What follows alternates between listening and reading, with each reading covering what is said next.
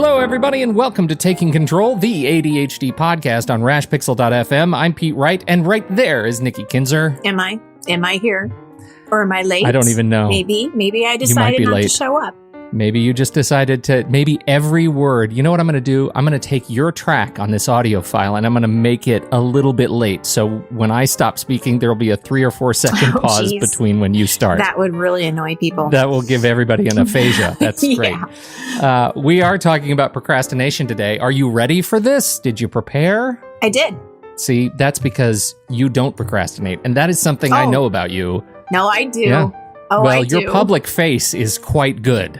Thank you. Your reputation, you've snowed everybody. I appreciate that because, I've procrastinated on a lot of things. Clearly, those around you procrastinate far worse because it makes you look like you're fantastic. Thank you, but I don't go that far. No. Well, then I can't wait to hear your perspective on it.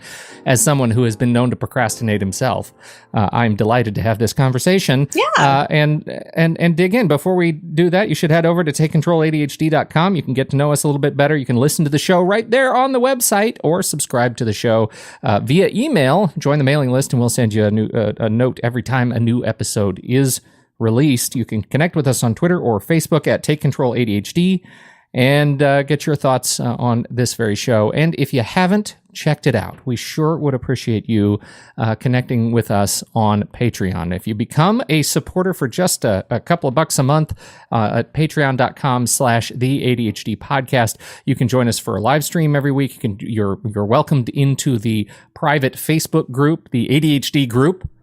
That sounds great. Because we're awesome with names. I know. Taking Control, the ADHD group. Yes, so creative. Supporting the ADHD podcast, and join us in there. We have a growing group in there that is just fantastic. Just the contributions are fantastic and growing every day. So we sure hope you will check us out at patreon.com/the ADHD podcast. If you've ever been impacted or learned anything from this show, this is a great way to quite literally give back. You don't have to. You really don't have to. But we appreciate it. So Absolutely. Thank you very much. All right. Maybe you've been procrastinating. What?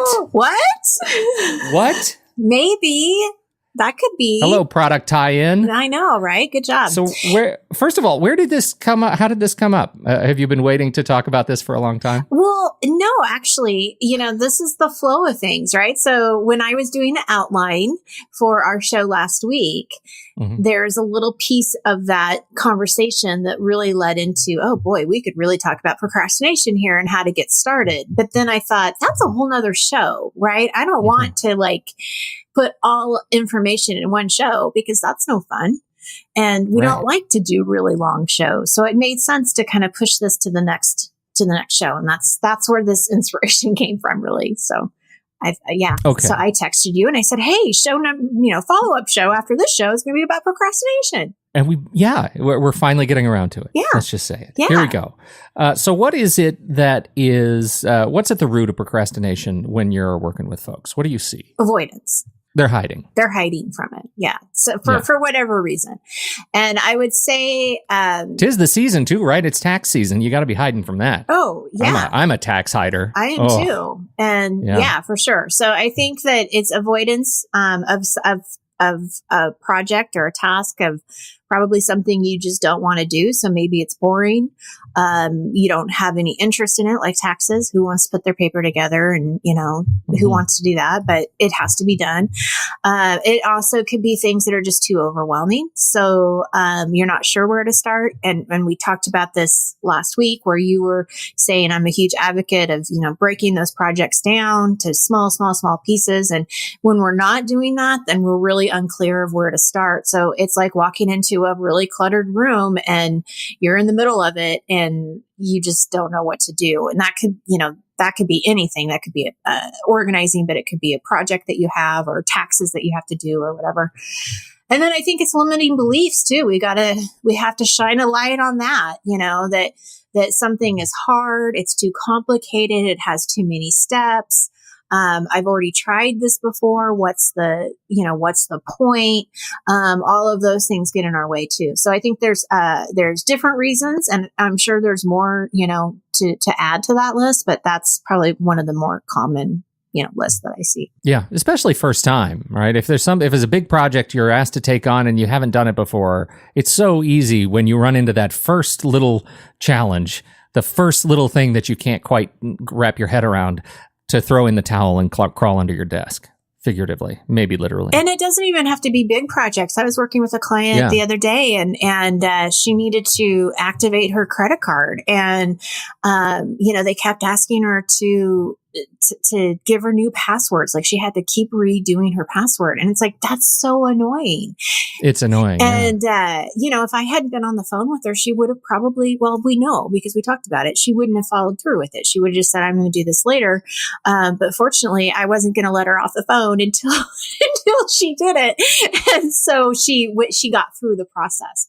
But it's those little roadblocks that can really stop a person and just say, screw it, I'm going to do it later. I don't need to do this now, because some of these things that we're procrastinating on, could be done later, but you keep pushing them. And it's just so, I think, bad for your mental health, because it's those tolerations that we've talked about before. Yeah. They just nag at you, and how does this apply to motivation? And I ask that because, it seems like there's a reason you have to activate your credit card. There's a reason you're asked to take on a new task.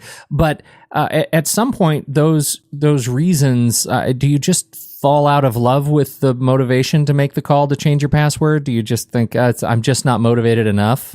Yeah, I think that's a really key question, because we do have to tie your motivation into action, right? Because part of what you're avoiding, we know that there's a reason you're avoiding it, but the next step is to take action. And so now we have to connect that action to your motivation. So what's driving you to do the task? What's the reason for it? Well, for your debit card, obviously it's important because that's how you're going to spend money. That's how you're going to go to the grocery store and buy your groceries. I mean, this is a real necessity for you.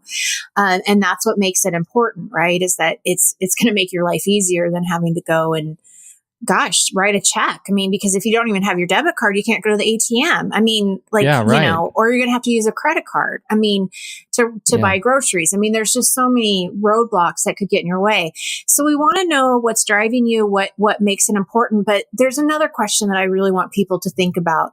And I think this is really important, is what would it mean to you if you finished this task? And that's different than asking what makes it important. I mean, we really want to know what it means to you. So your life is going to be easier. You're going to have one less thing to think about. You're going to be less stressed. You're going to be less frustrated because now you've got that debit card on hand. You're sort of painting a picture of a future world in which this is done. Yeah. Like, what would it look like if you could look back on a time before, once you now know that you are comfortably finished with whatever this job is? Yeah. So now we're connecting that emotion to what this really means. It's not just about why it's important, but what this means for you. And that's a really key question. And that can be for getting a debit card, but it can also be for, organizing your garage or getting the taxes done. I mean, for hopefully, I hope for this, that the taxes are going to mean I get money back. And not that I owe money, but I don't know. I mean, but, imagine if you can get your taxes done and that does mean you're getting a refund. That's a big deal, And so that's what I want you to do, is connect that motivation of what makes it important. And hopefully, that might drive you a little bit. But we also have to look more at just not internal motivation, but also external motivation. And the reason for that is a lot of times the internal motivation is not enough for someone with ADHD, because it could really mean a lot to you. It could be really important, but for whatever reason, you just don't want to do it. And so that external motivation becomes really important. So that's when those deadlines become important. That's when having maybe an accountability partner would be really helpful, or somebody that you're talking to help you get to that goal or whatever. That external motivation, it may be key for you to get started on this. You're sitting down with somebody who's been procrastinating, who is struggling with ADHD, who is trying to figure out how to move forward and how to change behavior. How do you help them start the day? What is 8 o'clock Monday morning? What does that look like? We got to get your energy up. Okay. So you are going to be attracted to things that, make your brain excited, right? We know that about ADHD. You are going to want to do things that excite you, that you look forward to. So, first thing before you're going to have to start a task that you have been procrastinating on is do something fun first. Do something that gets you energized.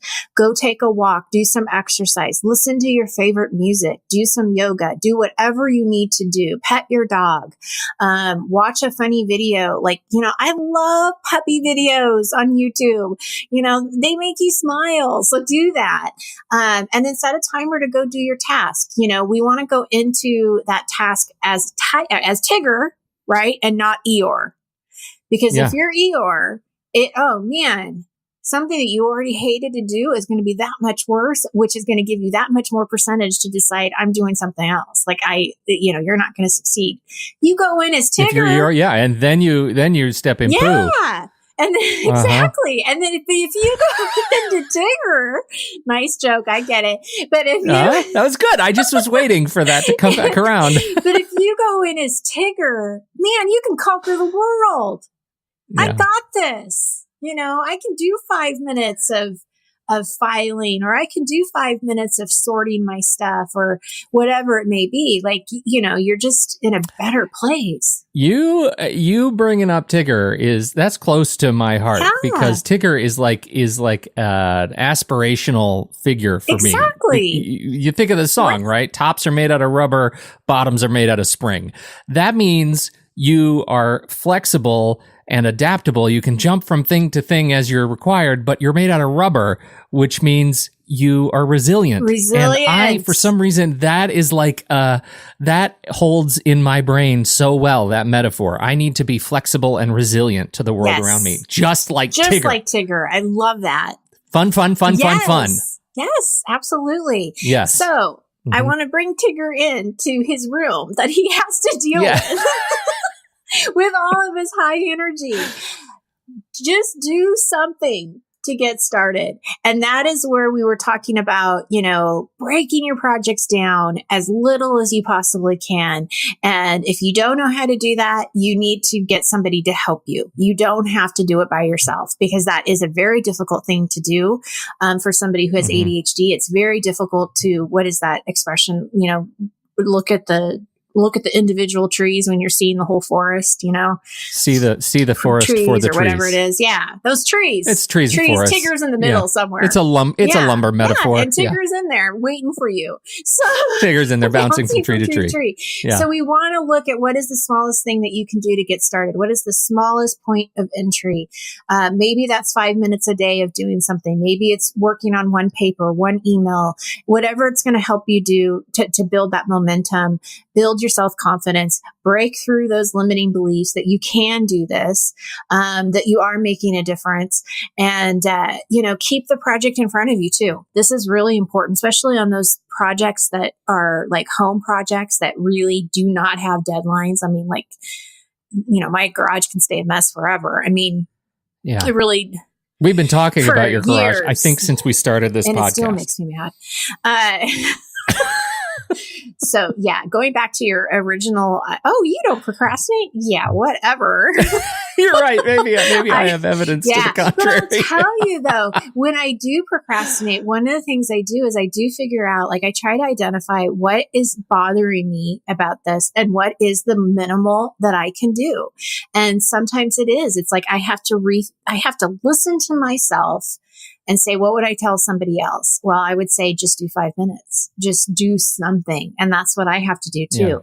Yeah. And then what I was going to say is, keep the project in front of you, because it's easy to forget, that the closet is bugging you until every time you open the closet. So if it's something that's a priority, if it's something that's really going to mean something to you to get it done, then do keep it in front of you. Work on it on a daily basis if you can, or at least make an appointment on a weekly basis, just so that you're not paying attention to it.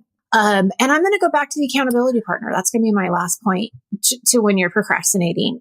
Body double is what we talked about last week, but I think it's still really important for these things too, that, there's magic here when you've got somebody that you're talking to about this project. You have somebody that's keeping you accountable, for your goals and your progress.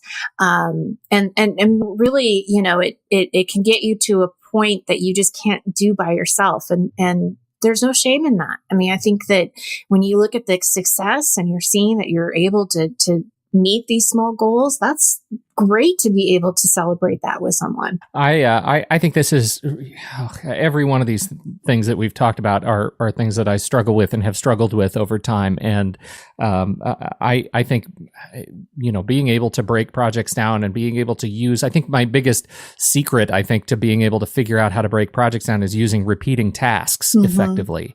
I'm right in the middle of a thing where I have to create 200 original graphics for a podcast, and I have to I like sitting down and thinking of, gosh, it's going to take me 12 straight hours to do this if I do it but if I break it down into a repeating task that hits my Todoist at 11 o'clock every morning, it says do 5 of these. Do 10 of these.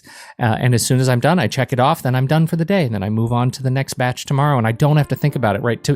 So I guess what I'm getting at, the biggest benefit or the biggest reward of doing something small and checking it off is that you free yourself. You get to live for just a bit, liberated from the stress of the whole. Yeah. Right. And that's huge. That is a huge reward. And so this is great stuff. I appreciate it. I hope you all have gotten something out of this, something out of Nikki's wisdom, and let's just say Nikki's wisdom and my long suffering. Jeez, and your wisdom and my suffering. We're all in this together.